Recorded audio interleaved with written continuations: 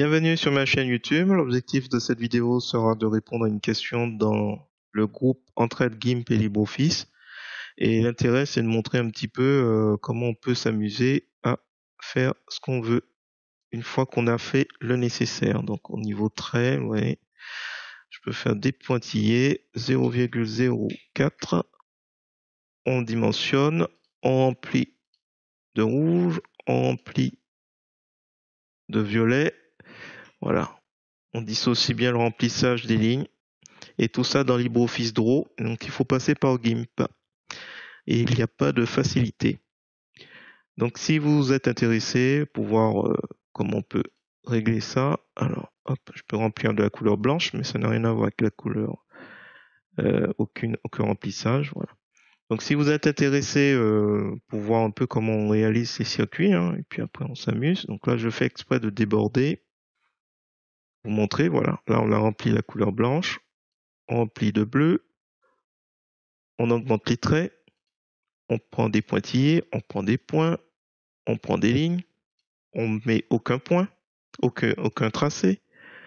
Qu'est-ce qu'on a? On a des points, on va essayer de trouver des choses sympas. Il y a des choses sympas. Voilà. Traits, puis pointillés. Voilà. Et on peut augmenter donc jusqu'à ce que ce soit quand même. Il faut que ça reste correct quand même. Donc 0,03. Voilà, donc si vous êtes intéressé par mes explications, ben, je vous invite à suivre ce tuto. Et sur ce, je vous souhaite un bon visionnage. Bienvenue sur ma chaîne YouTube, nous sommes sur la version GIMP 2.10.34. Aujourd'hui, on va s'intéresser à une question qui a été posée dans l'entraide de GIMP et LibreOffice. Donc, où il est demandé, alors je pense que c'est des circuits de course, où il est demandé, voilà, il met deux images, comment faire un deuxième tracé de ce circuit un peu plus grand et que les lignes soient parallèles entre elles. Alors, il faut bien comprendre que rien n'est facile et qu'il y a des bases à comprendre. Une image comme ça, il vaut mieux éviter de le faire en image matricielle. Donc, c'est quand vous avez les pixels, voilà. Quand on regarde là, c'est un peu flou, c'est pas lisse. Voilà. Si vous l'avez en vectoriel, vous pourrez faire ce que vous voulez. Et vous pouvez faire en sorte qu'il y ait des pointillés, qu'il y ait des points. Donc là, je pense que c'est la même chose, le même circuit, je devine, hein, je pense que c'est ça. Donc il faut partir de ce dessin et après dessiner deux lignes parallèles. Bon, on va faire simple, c'est très simple. Donc première chose, clic bouton droit de la souris, je vais l'enregistrer déjà, parce que j'ai pas l'image à la base. Je vais, pour simplifier les choses, donc là je vais l'appeler circuit image matricielle. Alors, qui dit image matricielle, c'est soit .jpg, soit png. Voilà. Ça, il faut le comprendre, c'est le fichier JPEG. On enregistre. Donc moi, je suis plus à l'aise avec LibreOffice Draw, mais si vous êtes à l'aise avec Inkscape, vous prenez Inkscape. Mais dans tous les cas, il faut maîtriser les logiciels. Il n'y a pas de secret. Il n'y a pas de facilité. Il n'y a pas de solution simple. On va essayer des solutions en ligne pour voir. Mais dans tous les cas, si on veut modifier les traits, il faut connaître les logiciels. Il n'y a pas de solution facile. Je suis dans GIMP, fichier, ouvrir. Voilà mon fichier donc que j'ai enregistré en JPEG. Je le charge. Convertir. Je prends la baguette magique, qui est en fait l'outil de sélection contiguë, et qui va sélectionner toutes les couleurs qui sont similaires. Dans les options de l'outil, je suis sur le mode remplace la sélection actuelle, lissage, adoucir les bords, je vais laisser, c'est pas très grave, et dessiner le masque. Dessiner le masque, c'est que quand je vais cliquer à l'intérieur de ce circuit, voilà, il me montre ce qu'il a sélectionné. Donc on va faire CTRL molette de la souris pour qu'on se rapproche. Là on voit que la sélection n'est pas terrible. Alors je vais cliquer à nouveau et je lâche pas le bouton gauche de la souris et je descends, je descends, je descends, je descends, je descends, je descends jusqu'à ce que j'ai quelque chose de bien. Hop, je lâche. Donc là, normalement, on a quelque chose d'assez. Alors, peut-être ici, ça va être compliqué, mais bon. Alors, je vais faire sélection, menu sélection vers chemin. Et voilà, dans la barre d'outils chemin, il est créé. Alors, ce que je vais faire aussi, hop, je vais rajouter une autre sélection.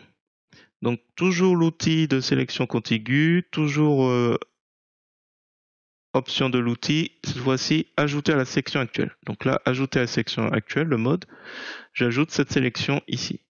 Je trace et je lâche. Donc là, j'ai deux sélections. Je fais sélection vers chemin. Voilà. Donc là, il m'a fait deux sélections. Une où le trait il passe à l'intérieur et une autre où il y a les deux traits. Allez, on va faire déjà celui qui est tout seul. Clique sur le bouton droit de la souris, donc dans la boîte de dialogue chemin. Exporter le chemin. Et on va l'exporter. Hop, c'est plus image matricielle, mais vectorielle. Point SVG. Et avec ça, on peut tout faire. Enregistrer. Alors, je vais faire le deuxième tant qu'à faire. Clique droit de la souris, exporter le chemin. Vectoriel, je vais juste rajouter le chiffre 2 puisqu'il y a les deux chemins dessus, les deux circuits. Hop. Voilà, toujours pareil, SVG. Ensuite, je vais sur LibreOffice Draw. Donc nous voici dans LibreOffice Draw. Je fais insertion image et je vais chercher mon circuit en vectoriel. Voilà, contrôle molette de la souris pour agrandir. Alors si je fais donc sur la ligne, clique sur le bouton droit de la souris, convertir polygone.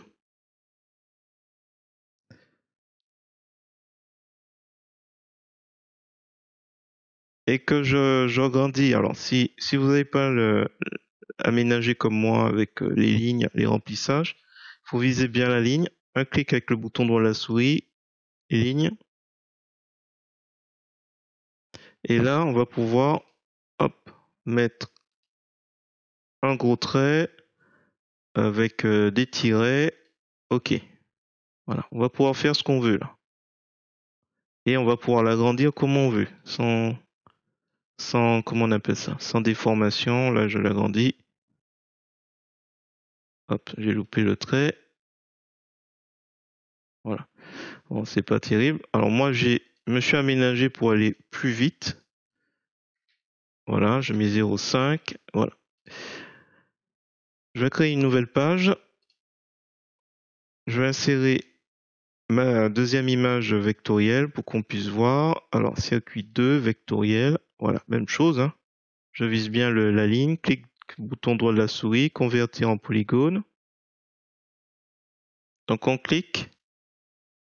On fait un clic, bouton droit de la souris, et on fait dissocier. Voilà. Et là, du coup, le petit encadré là, hop, on le dissocie, on peut le supprimer et on peut se rapprocher pour voir un peu ce qui a été réalisé.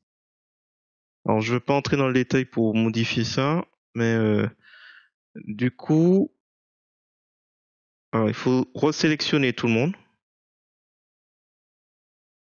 et grouper. Ça c'est important. Pourquoi? Parce qu'après, si on souhaite hop, augmenter, donc là à nouveau, je le redéforme et je souhaite augmenter. Alors il y a 0,01, on va mettre 0,05. Voilà. Et même chose, on peut choisir des petits pointillés, voilà, qu'on a vu. Donc là, faudra sans doute arranger parce que ça, c'est moyen. Voilà, bon. Alors, est-ce qu'il existe des solutions en ligne? Alors, on pourrait se dire, bah tiens, il suffirait d'aller sur un site comme vectorizer.com. On va faire la même chose. Donc, on sélectionne, on prend l'image matricielle. Donc là, il vient de charger. Tout est chargé. Après, peut-être qu'il faut chercher une solution en ligne. Moi, je sais pas. En tout cas, il faut maîtriser quand même un logiciel dans tout ça. Il n'y a pas de solution simple. Donc là, il est, ouais. Et malheureusement, dans un fichier zip, alors je vais faire un clic avec le bouton de la souris, je vais extraire tout. Ouais, hop. Alors, j'ai pas essayé tous les sites, mais bon, voilà, il est en SVG. Donc, clic droit à la souris, on va l'ouvrir avec LibreOffice Draw. Inkscape est aussi possible. Voilà. Et donc là, qu'est-ce qu'on va voir? On se rapproche, on voit qu'il a fait des petits trucs gris autour. Alors, hop. Voilà, on a des petites déformations, donc là, même chose. On va convertir en polygone. Alors, je vais essayer de sélectionner ce qui est en... Ah, c'est un groupe. Donc, on va entrer dans le groupe où vous faites dissocier. On va faire dissocier.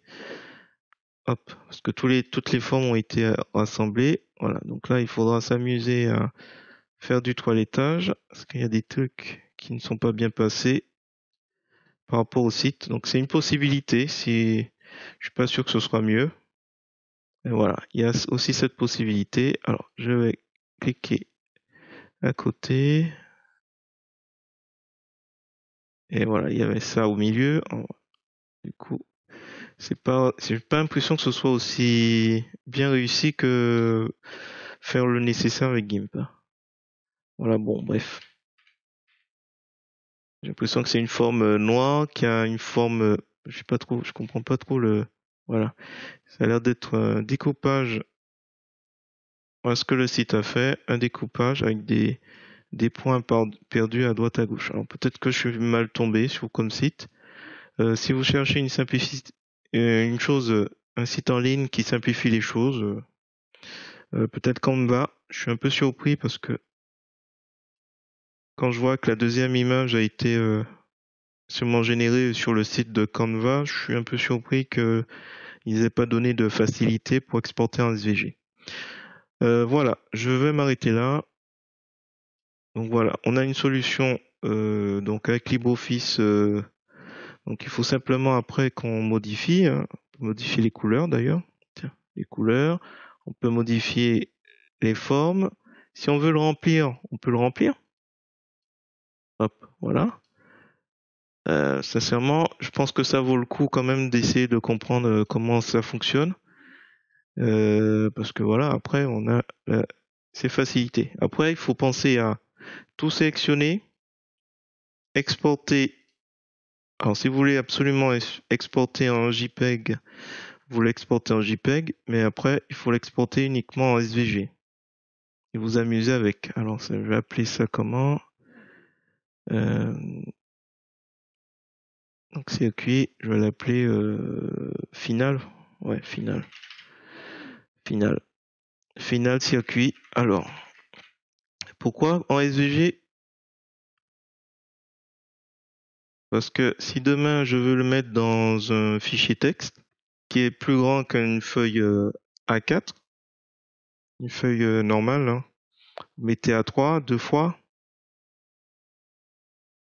Allez, un paysage, ouais, je sais plus. Oui, ça peut passer là, comme ça. Voilà, donc ça c'est une feuille A3. Donc je vais chercher mon fichier final circuit qui est en SVG. Le voilà. On peut l'agrandir.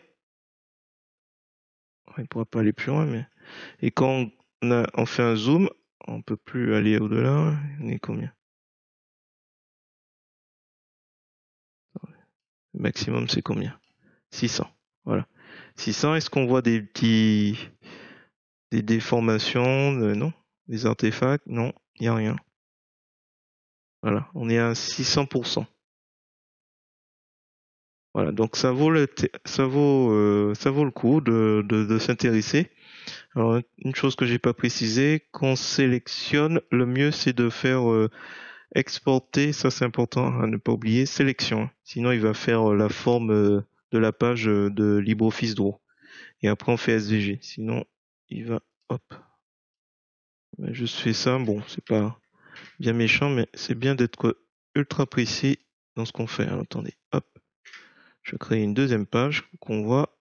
Je vais l'insérer sur cette première page.